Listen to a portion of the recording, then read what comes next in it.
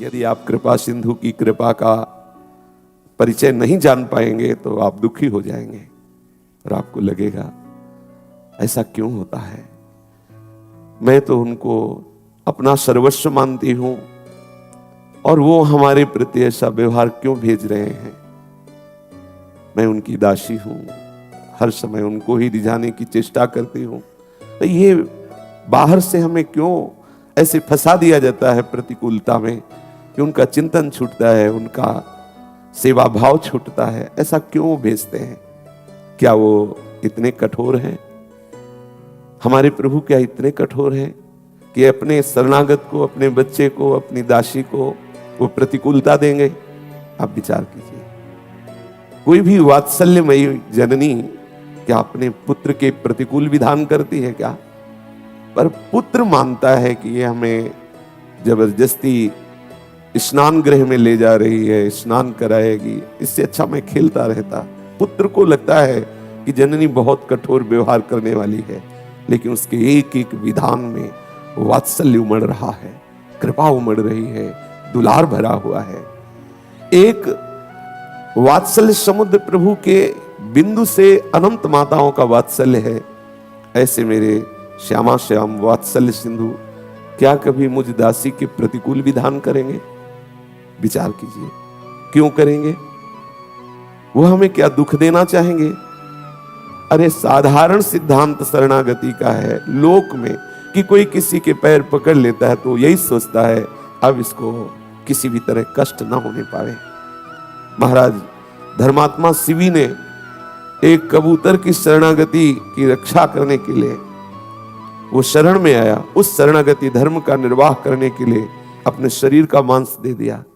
क्या शरणागति का रहस्य हमारे ठाकुर नहीं जानते? क्या हम शरणागतों के प्रति वो ऐसा प्रतिकूल विधान करेंगे? शरीर रोग, बाहर से प्रतिकूलता आदि आदि आदि, ऐसा कठोर है वो? ऐसा ना समझें। वो हमारे अनंत जन्मों के कर्म संस्कारों को विध्वंस करके गले लगाने के लिए विधान बना रहा है। जितने विधान उसके हैं उनमें बहुत प्यार भरा हुआ है। वो सर्वज्ञ है, सब कुछ जान रहा है, सर्वांतर्यामी तुम्हारे मन में ही बैठा हुआ है, सर्वत्र है, बिल्कुल तुम्हारे समीप, सबसे नजदीक वो है। वात्सल्य समुद्र है, अद्भुत उदार है। विश्वास कीजिए, प्रत्येक विधान में उस महामंगल पर हम अल्पज्ञ हैं, एकदेशी हैं, सीमित विचार वाले हैं, इसलिए उस असीम प्रभु के विधान को हम प्रतिकूल मान बैठते हैं। केवल प्रभु पर दृष्टि रखो, केवल श्यामा श्याम पर दृष्टि रखो, कोई भी विघ्न तुम्हें परास्त नहीं कर पाएगा। व्यक्ति पर दृष्टि रखा तो वो विघ्न नजर आएगा, और अगर तत्व पर दृष्टि रखा तो आनंद आएगा। हमारे हृदय में उत्साह होना चाहिए प्रभु के विधान में राजी होने का। बिल्कुल सच्ची मान लीजिए, यही हम कहीं न कहीं कमजोर हो करके अन्य चिंतन करने का अवसर दे देते हैं। हमारे पास समय ही नहीं है कि हम किसी के व्यवहार का चिंतन करें, वो हमारे साथ ऐसा क्यों करता है, उसको ऐसा नहीं करना चाहिए। हमारे पास समय नहीं है, छोड़ दो प्रभु के ऊपर। वही होगा जिससे आपका परम मंगल विधान प्रभु ने रचा है, उसके अलावा हो नहीं सकता। हो ही सोई जो राम रचि राखा, को करी तर्क बढ़ावई शाखा, अब अस कही जपन लगे हरि नामा। यह है विश्राम भूमि, जहां कोई बात आपको फंसाने लगे, बाहर का कोई दृश्य, बाहर का कोई व्यक्ति आपको फंसाने लगे, तत्काल आप नहीं हरि स्मरण में, प्रिया प्रीतम के स्मरण में इतने तन्मय हो जाओ, वो भूल जाओ। वो आपको केवल प्रश्न भेजा गया है। अगर आप भूल गए उस बात को, आगे बढ़ गए, तो आप ऐसी भूमिका में पहुंचेंगे कि आपको कोई परास्त नहीं कर सकता। विश्वास मानिए, ये जीवन में आपके आएंगे। यदि नहीं आ रहे तो अभी भक्ति उस कोटि की ही नहीं हो रही है। हृदय जलन से युक्त हो जाए, बड़ी पीड़ा हो जाए, बाहर व्यवहार प्रतिकूल हो जाए, ताप समस्त राग विध्वंस हो जाते हैं। और ये प्रसाद मिलता है। यदि नहीं मिल रहा है तो इंतजार करो, इसी प्रसाद में संपूर्ण संस्कार भस्म होते हैं।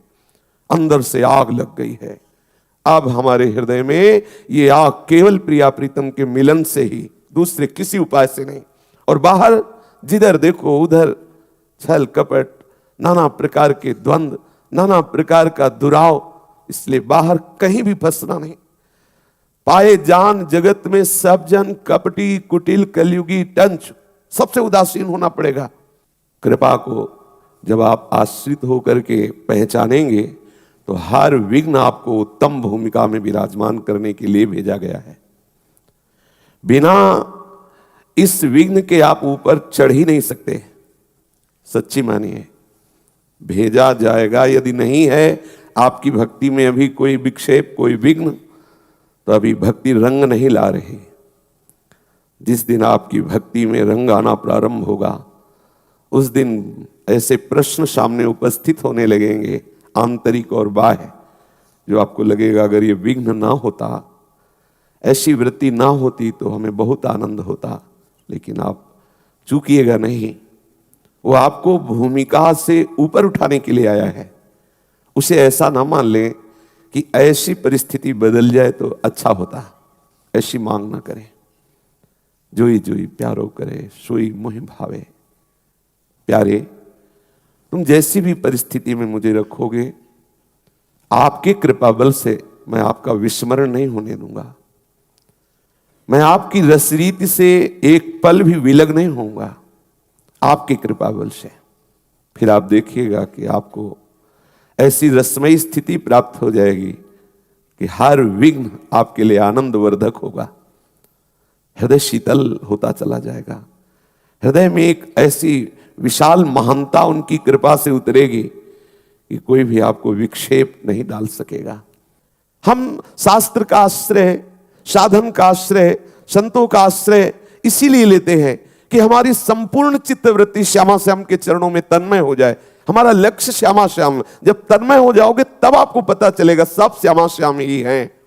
पर जब तक श्यामा श्याम से ऐसी अनन्य प्रीति नहीं होगी, तब तक आप सच्ची मान लीजिए, कोई आपके प्रेम का आदर करने वाला नहीं मिलेगा। आप चाहे जो कुछ करके देख लीजिए, आपका हृदय विश्राम नहीं प्राप्त कर पाएगा। आपको क्षोभ होगा कि मैंने सब कुछ दिया, लेकिन आज भी संशय, आज भी ये कि ये मेरा नहीं है, आज भी ये कि कहीं मेरे से हट ना जाए, मैंने तो सब कुछ दे दिया इनको।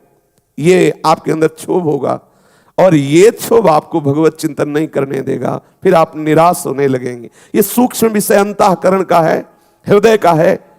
यदि आपने गोरे सांवले चरणारविंद के सिवा कहीं भी आश्रय लिया तो ये आपको होगा। बस एकमात्र उनके चरण प्राप्ति के लिए हमारा संबंध है। एकमात्र उनके चरणों का सतत चिंतन बना रहे, इसलिए सानिध्य है। हमारी प्रीति का विषय केवल श्यामा श्याम है। जब ये बात रहेगी ना, तो पूरा विश्व आपको छोड़ दे तो भी आप कभी अकेले नहीं होंगे, निराश नहीं होंगे। नहीं, ऐसी स्थिति आ जाती है कि अब क्या करें, हम तो इनके ही सहारे थे, हमारा तो सर्वस्व ये ही थे, अपने प्राण समर्पित कर दिए और ये हमारी तरफ देखते भी नहीं, हमें ठुकरा दिया। हमारे ऊपर इनको विश्वास ही नहीं कि मैं इनका हूं, अब क्या करूं। आप निराश हो जाएंगे। एक बार ऐसी स्थिति आएगी कि फिर आपको लगेगा कि अब क्या करूं, इन्हीं के सहारे था। कभी धोखे में मत रहना। यदि आपने गोरे सांवले चरणारविंद का आश्रय लिया है तो उस समय भी आप आनंदित रहेंगे, है ना प्रिया प्रीतम। इस रूप में अभी तक दुलार करते रहे, लेकिन वो हमारे समीप है। भले ये सारे रूप चले जाए, पर वो रूप तो है ना जिसके लिए हमने संबंध बनाया था, जिसके लिए हम अपना माने हुई थी। ये धारणा पक्की बैठा लीजिए, आपको कोई गिरा नहीं पाएगा। नहीं, ऐसी स्थिति आती है, ऐसी लीला रचती है माया कि एक समय ऐसा अनुभव में आता है कोई मेरा नहीं है। जिधर देखो उधर वो ऐसे फंसाओ, ऐसे ऐसे बिंदु डाले जाते हैं जिससे आप अरज कर उसी का चिंतन करें। प्रिया प्रीतम का चिंतन छूट जाए। बहुत ऊंचाई की बात कह रहा हूं, आंतरिक साधना की ऊंचाई की बात। जब आप इधर पूर्ण तन्मयता प्राप्त करना चाहेंगे, तब वो आपके सामने बिंदु प्रकाशित होने लगेंगे कि आप उनमें उलझ जाओ। हरिराम व्यास जी कहते हैं, बहुत लीला करके भक्तों की ऐसी ऐसी चेष्टाएं, हमने जूठन भी खाई, उनके चरण भी चाटे, क्या क्या परिवार से लेके समाज से लेके सब, कहीं विश्राम हृदय को पूर्ण नहीं मिला। अब विश्राम मिला है श्री वृंदावन धाम का आश्रय, प्रिया प्रीतम के गोरे सांवले चरणारविंद का चिंतन। ये बैठा लो हृदय में। नहीं, आप कहीं ना कहीं डगमगा जाएंगे। ये पक्का निश्चय रख लो, केवल आप और प्रिया प्रीतम, बस आप कहेंगे वैष्णव जन, रसिक जन, गुरुदेव जन, ये तो उन्हीं में प्रीति लगाने के लिए वही आए हुए हैं, बस इतना, उन्हीं के संबंध से, अन्य नहीं, इतना भी अन्य नहीं। गुरु गोविंद न भेद कर, वही है, हमारी प्रधानता वही है।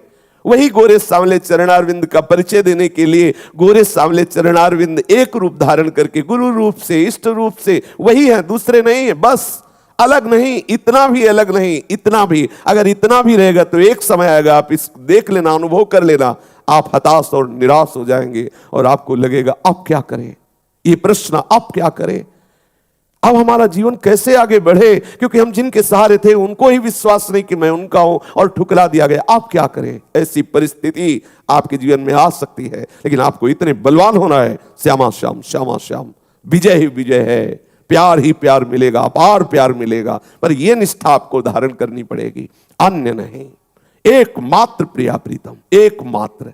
जब इस स्थिति में रहेंगे कोई परास्त नहीं कर पाए, इससे बैठा लो, ये बहुत आवश्यक है, बहुत आवश्यक, नहीं तो आप झकझोरे जाएंगे, ऐसे ऐसे तूफान आएंगे माया के कि आप एक बार अंधकार में खड़े हो जाएंगे और लगेगा अब क्या कर। ये हम अपने हृदय की अनुभव की बात कह रहा हूं, जैसे महापुरुष हैं हरिराम व्यास जी कह रहे हैं, तो उन्हीं के हम बच्चे हैं, उन्हीं के शरणागत जन हैं, अपने अनुभव की बात कह रहा हूं। एक समय ऐसा आता है जब साधक बिल्कुल आसपास निराशा ही निराशा, अंधकार ही अंधकार, और जिनका भरोसा वहीं से उत्तर मिल जाता है, फिर क्या करे, फिर सोचता मैं असहाय हो गया, मैं तो अनाथ हो गया, अब कैसे। नहीं, कभी अनाथ नहीं हो तुम। सर्व समर्थ जो बाहर रूप रख के तुम्हें सहयोग कर रहा है वही तुम्हारे अंदर बैठा हुआ है, तुम पकड़ लो उसके चरणारविंद को, सब अनुकूल हो जाएंगे, सब अनुकूल हो जाएंगे। पक्का समझना, ये भी उनकी लीला होती है कि तुम कहीं भी इतना भी अन्य आश्रय न रखो, पूर्ण रूप से उन्हीं का आश्रय। हम गुरुदेव में पूर्ण रूप से श्यामा श्याम को, वैष्णव जनों में, रसिक जनों में पूर्ण रूप से श्यामा श्याम को, अन्य को भाव लाकर नहीं, अन्य का भाव लेने से ही आपका उपासना मार्ग बाधित हो जाएगा। इस बात को बैठा लीजिए। अगर कोई सूत्र आपको किसी से भी मिल रहा है तो मेरे श्यामा श्याम अपनी प्राप्ति के लिए इसके हृदय से बैठकर बोल रहे हैं, मुझे समझा रहे हैं, हमें उससे प्रीति नहीं, हमें उस सूत्र से प्रीति करनी है, श्यामा श्याम से प्रीति करनी है, ये बैठा लो, हृदय की बात है। नहीं तो आप विक्षिप्त हो जाएंगे, आप धोखे में हो जाएंगे, आप परास्त हो जाएंगे, आप निराश हो जाएंगे। ये अनुभव की बात कह रहा हूं, निराश हो जाएंगे आप। ये पूरे जब इस मार्ग में चला जाता है तो ऐसे ऐसे मोड़ आते हैं जिन मोड़ पर खड़े होकर उपासक विचार करता है। जीवन में देखा है इस विषय को, विचार अब क्या करें। अब कोई सब उपहास करने वाले मिलेंगे, सब आपको निराश करने वाले मिलेंगे, सब आपको हताश करने वाले मिलेंगे, कोई ऐसा बोलने वाला नहीं मिलेगा शाबाश बहुत अच्छा, बहुत अहोभाग्य आपके, आप आगे बढ़ो, ऐसा उपहास है। जहां उसका उत्साह बढ़ाना चाहिए उपासक का माया पर विजय प्राप्त करने के, वहां इतना नीचे गिराया जाता है। इसलिए आप केवल श्यामा श्याम के चरणों का आश्रय लीजिए, वो अनंत रूप धारण करके आपको संभाल लेगा। किसी रूप में, किसी अन्य नाम में, किसी के प्रति तनिक भी अन्य आस्था न रखते हुए केवल नाते ने राम के मनियत सुहद सुसेव्य जहां लो, बस इतना केवल सिद्धांत बैठा लीजिए, आप विजयी होंगे, आपको कोई परास्त नहीं कर सकता। जहां जहां हम अपनापन किए हैं श्यामा श्याम से थोड़ा भी विलग अन्य आश्रय लिए, वही हमारी उत्तम भूमिका में पहुंचने में बाधा पहुंचा देगा। विश्वास कर लीजिए, ये महापुरुषों के वचन हैं। जैसे ही हम भगवत चरणारविंद का पूर्ण अनन्य भाव से आश्रय लेते हैं, हमारे अंदर प्रभु की कृपा से दैवी सद्गुण प्रकट हो जाते हैं। वो दैवी सद्गुण हमारे भजन को बढ़ाते हैं, हमारे भजन को सुरक्षित रखते हैं। भजन जैसे जैसे हमारा बढ़ता जाता है वैसे वैसे हमें अपने आराध्य देव की दिव्यता का अनुभव, आराध्य देव के सानिध्य का अनुभव, आराध्य देव की कृपा दुलार का अनुभव होने लगता है। फिर कोई परवाह नहीं। जैसे जैसे हमारे अंदर भगवत प्रीति बढ़ती जाती है वैसे वैसे हम बेपरवाह होते चले जाते हैं। कौन कौन से सद्गुण हमारे हृदय में प्रकाशित होते हैं, ये चर्चा चल रही है कि उपासक के हृदय में ये अवश्य सद्गुण आते हैं। यदि आप इस मार्ग में चलना चाहते हैं तो इन सद्गुणों का वर्ण करें। शरीर से, वाणी से, मन से भी हमारी चेष्टा ये रहे कि किसी को दुख ना पहुंचे, ये हमारे अंदर चेष्टा रहे। लेकिन ध्यान ये सूक्ष्मता से रहे कि हमारी चेष्टा रहे वो दुखी हो रहा है तो हम उसको सुखी करने के लिए अपने सिद्धांत को छोड़ दें, अपनी भजन शैली को छोड़ दें, अपनी उपासना को छोड़ दें, ऐसा नहीं कहा गया। आपके द्वारा कोई चेष्टा ना हो और अपने आप कोई आपसे द्वेष मान कर, दोष भाव करके वो दुखी हो रहा, तो ये उसका चिंतन है। हम उसके दुख की निवृत्ति के लिए अपने सिद्धांत को नहीं छोड़ सकते, अपनी उपासना को नहीं छोड़ सकते, अपने भगवत मार्ग को नहीं छोड़ सकते कि सामने वाला दुखी ना हो, हम चल के उससे प्रपंच बात कर ले, हम उसकी राजी हो बात, उसको राजी करने के लिए हम ऐसी बात कर ले, ऐसी चेष्टा कदापि आवश्यकता नहीं। आप अपने मार्ग में ठीक से चलिए। सामने वाला यदि आपके इस चलने में दुखी हो रहा है तो ये उसका चिंतन है, हमारी ओर से कोई चेष्टा नहीं हो रही है। यह अहिंसा का स्वरूप। हम शरीर से, मन से, वाणी से भी कोई ऐसी चेष्टा जिससे दूसरों को दुख पहुंचे, वो हमारे अंदर भावना होती है, समझना। जैसे हम किसी से नहीं बोल रहे, किसी की तरफ नहीं देख रहे, तुम प्रणाम करो, नमस्कार करो, तुम्हारी श्रद्धा का विषय है और अपने भजन में डूबे। अब वो दुखी हो रहा है तो हमारी चेष्टा तो नहीं हुई अंदर से कि उसको दुख हो, वो स्वयं कल्पना करके, भावना करके दुखी हो रहा है, उसका विषय है। अब हम उसकी दुख निवृत्ति के लिए उससे बात करें, उसकी तरफ देखें, उससे व्यवहार करें, इसकी आवश्यकता नहीं है। हमारे द्वारा भावना ना बनने पावे कि हमारी वाणी से ऐसा हम बोले कि इससे दुख पहुंचे, या हमारे शरीर से कोई ऐसी चेष्टा हो कि इससे दुख पहुंचे, या हमारे मन में कोई संकल्प बने ऐसा कि इसको दुख पहुंचे, ये नहीं होना चाहिए।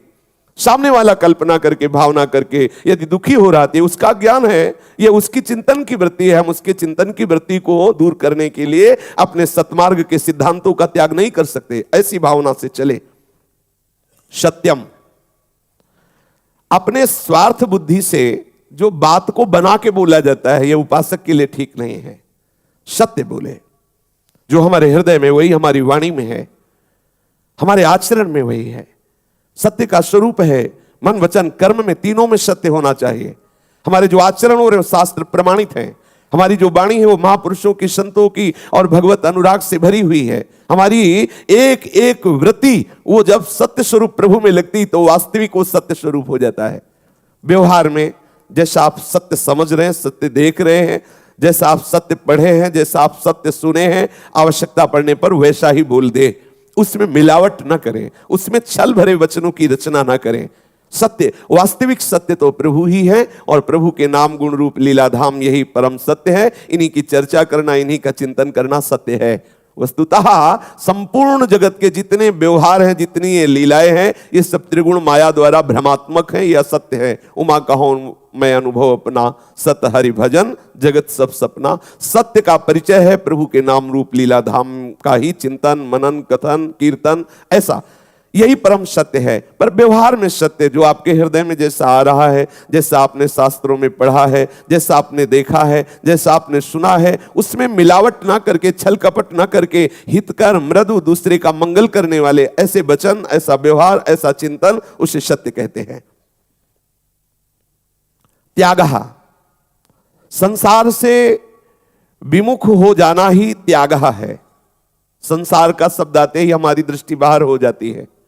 ये सब छूट जाए तो त्यागी हम कहलाएंगे। ये सब छूट जाए बाहर की बात नहीं है। कहीं भी रहोगे तो संसार में ही, भूमि में ही रहोगे, कहीं भी रहो है तो संसार ही। त्याग किसे कहते हैं? बोले जो संसार से विमुख हो गया है, जो संसार का त्यागी है वही त्यागी है। क्या संसार है? ये स्थूल शरीर, ये सूक्ष्म शरीर, कारण शरीर, यही संसार है। इसका त्याग करो। कहीं भी आप ये शरीर हो, आपको कोई फर्क नहीं पड़ता यदि आप प्रभु के चिंतन में हैं। अगर इसका राग है तो आप कहीं भी हो, आप रागी है, त्यागी नहीं है। इसलिए सावधान, हम बाहरी संग त्यागे, बाहरी पढ़ना से त्यागे, बाहरी चेष्टाएं त्यागे जिससे हमारे प्रिया प्रीतम के भजन में बाधा पड़ती है।